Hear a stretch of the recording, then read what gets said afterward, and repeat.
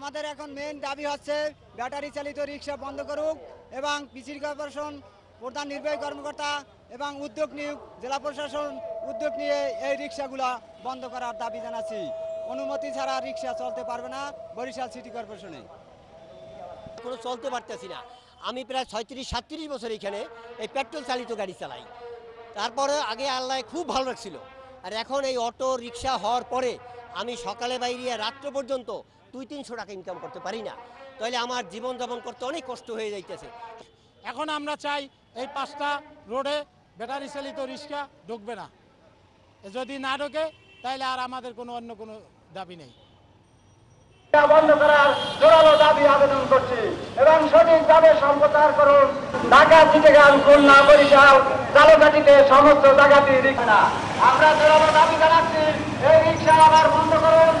পদক্ষেপ নেওয়ার জন্য রিক্সা ব্যাটারি চালিত শ্রমিক